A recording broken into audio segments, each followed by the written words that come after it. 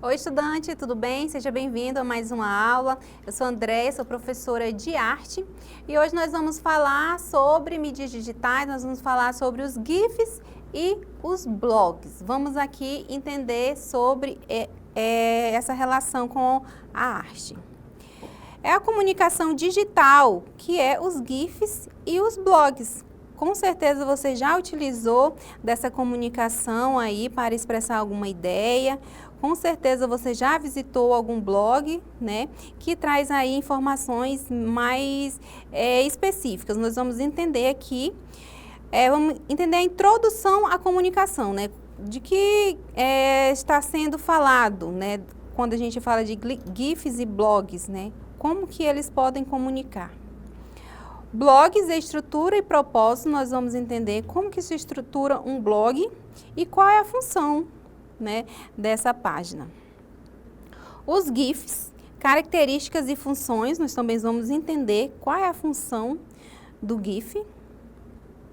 Contexto de uso e autoria. A gente sabe que hoje em dia a comunicação digital ela é utilizada por todo mundo, mas existe também aí um contexto de uso e também de criação, como que se cria e como que se divulga esses GIFs de maneira autoral. O impacto cultural e ética também, né, entra nessa ideia aí da questão da autoria, essa questão da ética dos blogs, as informações que são colocadas nesse sentido dentro de uma rede social, dentro de uma plataforma digital. Então, vamos começar aí pelos conceitos. GIFs e blogs são ferramentas essenciais na comunicação digital contemporânea, moldando a forma como interagimos e consumimos informações. Representam a convergência entre expressão visual rápida e conteúdo textual aprofundado, respectivamente. Então, a gente observa aí que os GIFs e blogs, eles estão aí dentro da mesma caixinha da comunicação digital, cada vez mais contemporânea e que traz essa informação da rapidez, traz essa informação, né, ágil, né, a qual você consegue tanto comunicar algo, quanto também entender algo de maneira muito mais rápida do que um texto. Então, essas visualidades da comunicação digital, elas são muito importantes e trazem uma celeridade para a nossa vida contemporânea.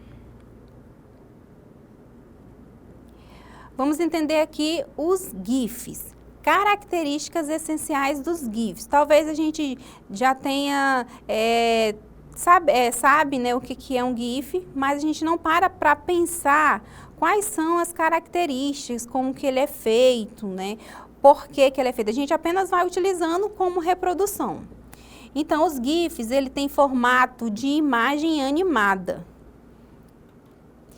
Como aqui vocês podem observar aqui, um GIF aqui que a gente utiliza muito na questão ali do Instagram, enfim.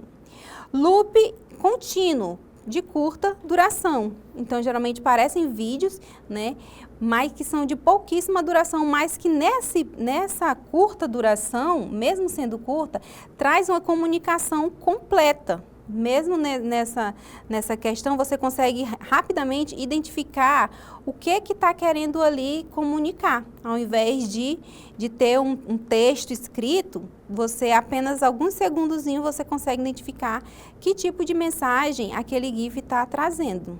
E ele vai tendo esse loop infinito, né?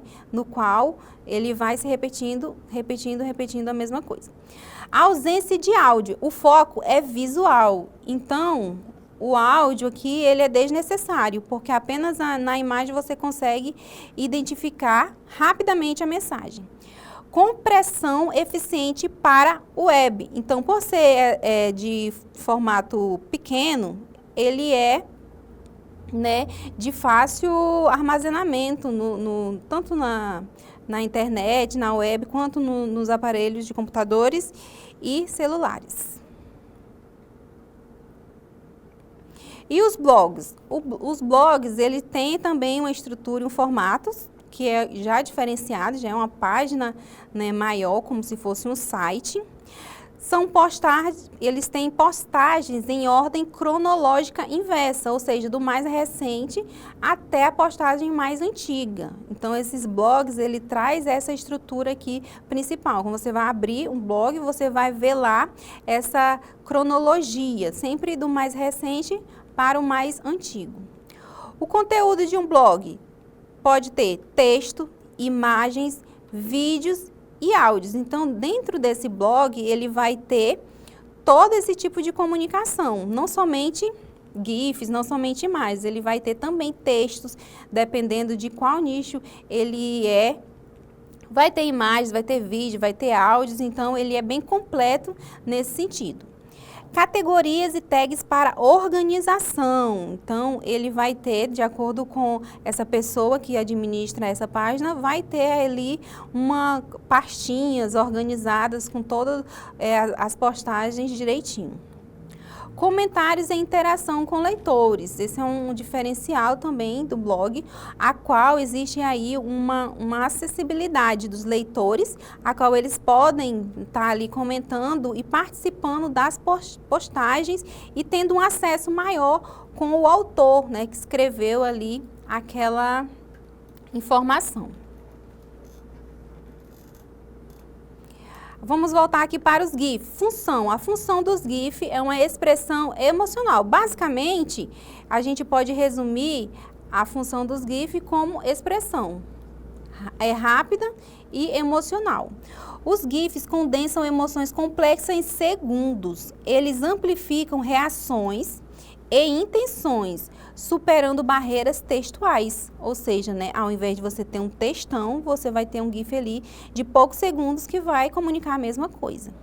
Em conversas digitais, torna a comunicação mais vívida, né, e traz ali uma riqueza também para a conversa. Funcionam como uma linguagem universal de sentimentos.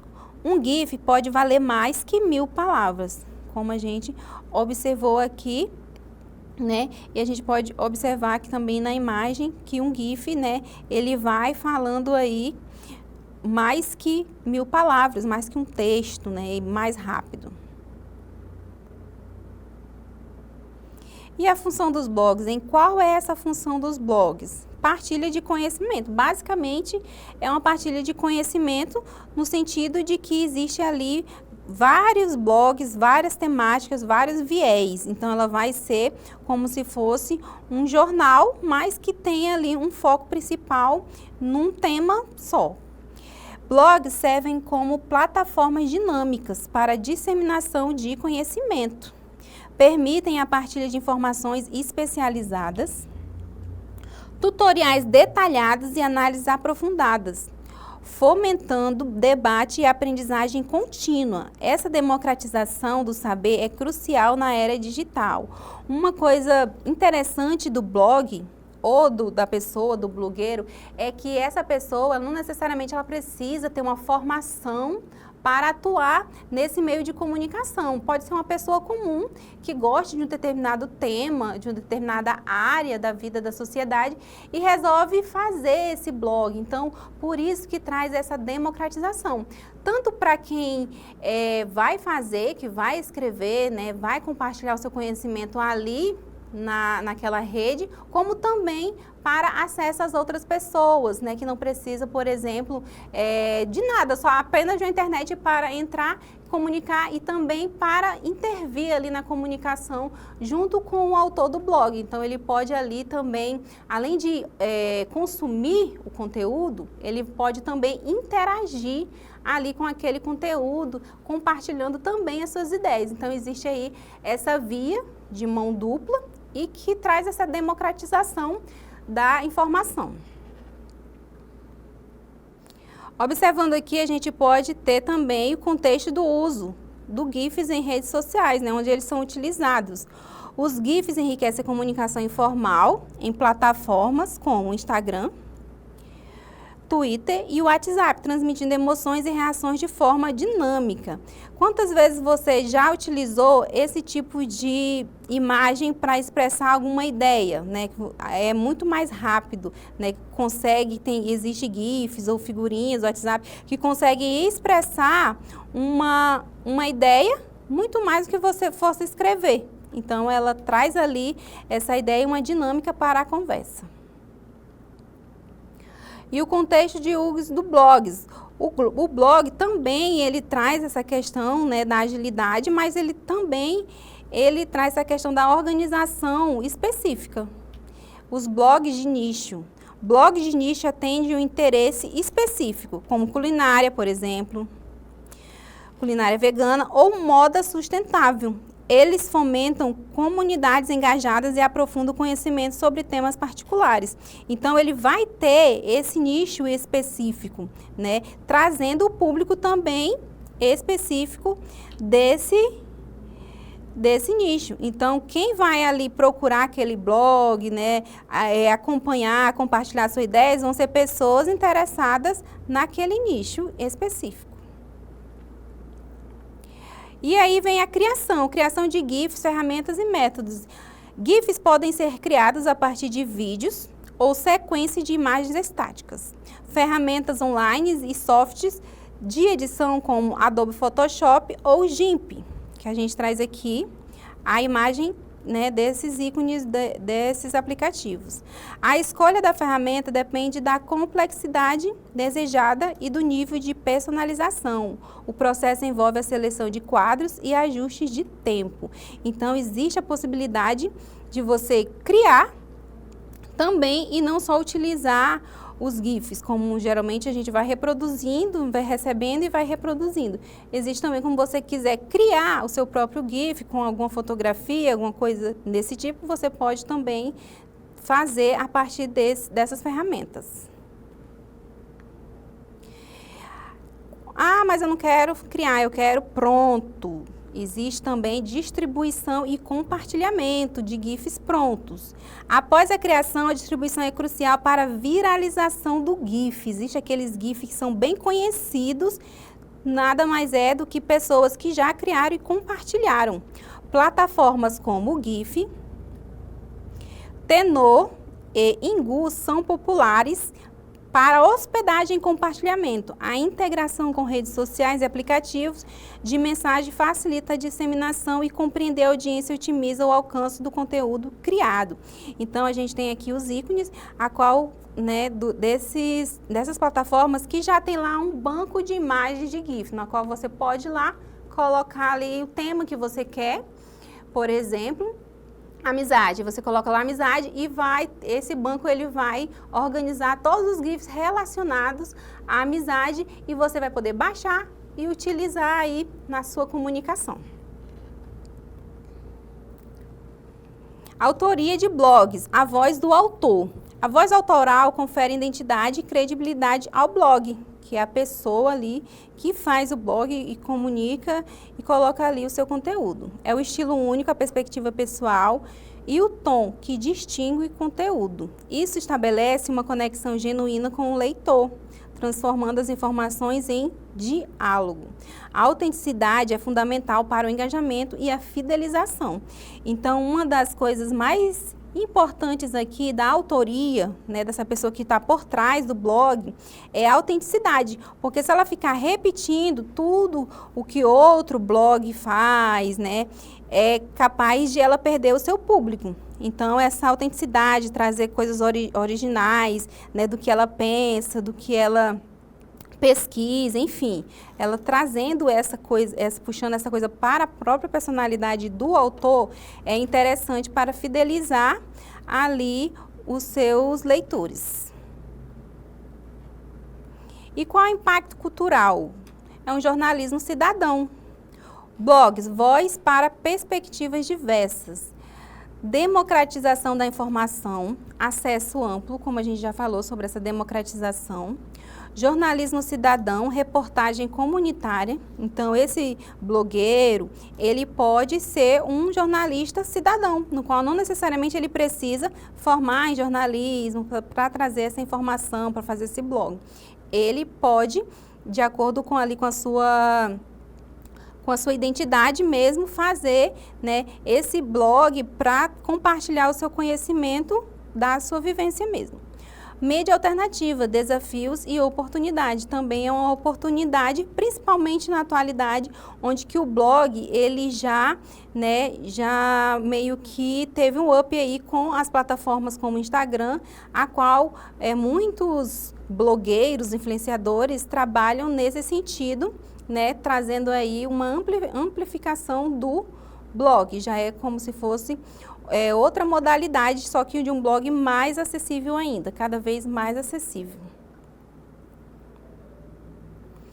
Mas também dentro, né, dessas facilidades, dessa democratização, de toda essa mídia digital, dessa comunicação digital, existe também desafios de autoria digital. Existem pessoas que copiam outras, existem pessoas que não respeitam, né, a criação dos outros, e também existe todo esse cuidado, tanto para quem cria, para quem vai ali reproduzir.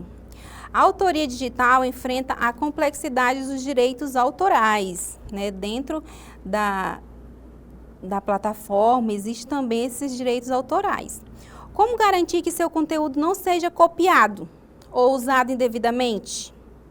O plágio online é uma preocupação constante, exigindo vigilância e conhecimento legal para proteger criações originais, né? De repente você cria um texto, você cria um GIF, você cria uma imagem e você não permite a divulgação, o compartilhamento. Então, existem pessoas, né, que agem de forma aí de copiar. Então, é uma preocupação também dentro das plataformas digitais. Credibilidade. A facilidade de publicação exige responsabilidade. É crucial verificar a veracidade das informações antes de compartilhar, combatendo a desinformação.